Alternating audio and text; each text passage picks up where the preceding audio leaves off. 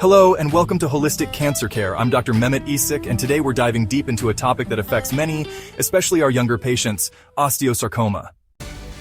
Osteosarcoma is the most common primary malignant bone tumor, predominantly affecting children, adolescents, and young adults. This aggressive cancer arises from mesenchymal cells and is characterized by the production of osteoid matrix. Despite advancements in treatment, osteosarcoma remains a significant challenge due to its high propensity for metastasis, particularly to the lungs. In this video, we'll provide an in-depth analysis of osteosarcoma, including its etiology, clinical presentation, diagnosis, treatment, and future prospects in research and therapy. If you find this information helpful, please subscribe to our channel, like this video, and share it with others.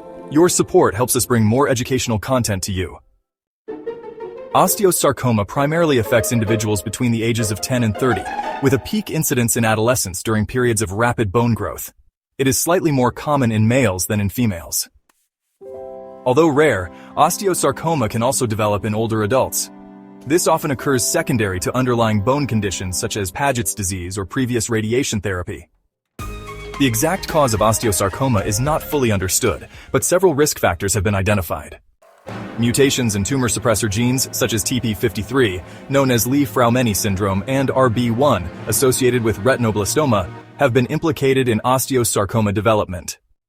Prior radiation therapy for other cancers increases the risk of developing osteosarcoma in irradiated bones. Rapid bone growth during puberty has been associated with a higher incidence of osteosarcoma.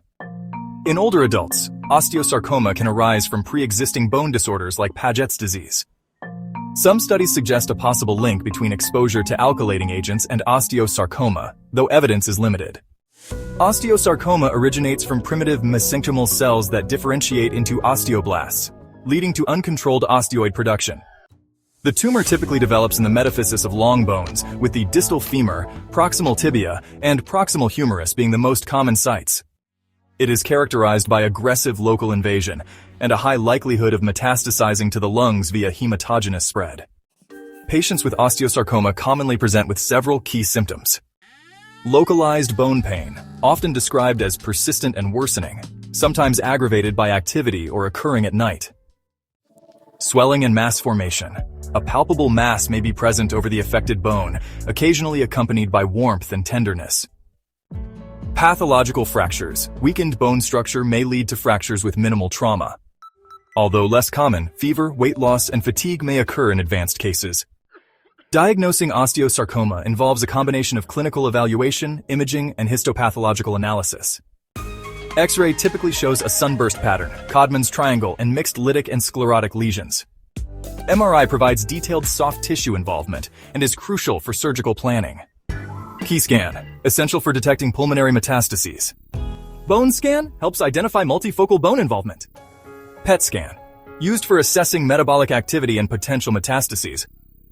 A definitive diagnosis is established through a biopsy, which should be performed by an experienced orthopedic oncologist to avoid compromising future surgical options.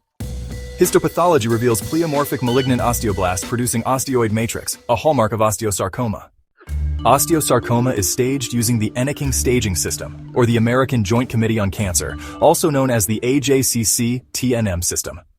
Stage 1, a low-grade tumor without metastasis. Stage 2, a high-grade tumor without metastasis. Stage 3, any grade with distant metastasis, most commonly to the lungs. Treatment of osteosarcoma involves a multimodal approach combining surgery, chemotherapy, and, in rare cases, radiation therapy. Surgical resection remains the cornerstone of treatment and aims for complete tumor removal with negative margins. Limb-sparing surgery is preferred in cases where complete resection is feasible without compromising function. Amputation is considered if the tumor encases major neurovascular structures or in cases of extensive disease. Rotationplasty is a functional alternative to amputation, particularly in pediatric patients. Neoadjuvant or pre-surgical and adjuvant or post-surgical chemotherapy significantly improve survival rates. Common regimens for treating osteosarcoma include a combination of high-dose methotrexate, doxorubicin, and cisplatin, often referred to as the MAP regimen. In some cases, ifosfamide is also included. Osteosarcoma is relatively radioresistant, but radiation therapy may be considered in situations where surgery is not possible or for palliative care in metastatic disease. The prognosis of osteosarcoma depends on multiple factors. Tumor response to chemotherapy. Greater than 90% necrosis post-chemotherapy correlates with better survival. Patients with localized disease have a 5-year survival rate of about 70%, while metastatic osteosarcoma has a survival rate of around 20 to 30%. Negative margins reduce the likelihood of local recurrence. Ongoing research aims to improve osteosarcoma outcomes through targeted therapies, investigating agents targeting pathways like VEGF, IGF-1R, and mTOR. Trials exploring immune checkpoint inhibitors and CAR T-cell therapy. Research on genetic modifications to enhance tumor suppression and immune responses. Developing nanoparticle-based drug delivery systems for more efficient chemotherapy administration. Osteosarcoma remains a challenging malignancy with significant morbidity and mortality. While advancements in surgery and chemotherapy have improved survival rates, there remains a need for novel therapeutic approaches. Continued research into molecular targets and immunotherapy offers hope for better outcomes in the future. Early diagnosis, aggressive treatment, and multidisciplinary care are key to managing this aggressive bone cancer effectively.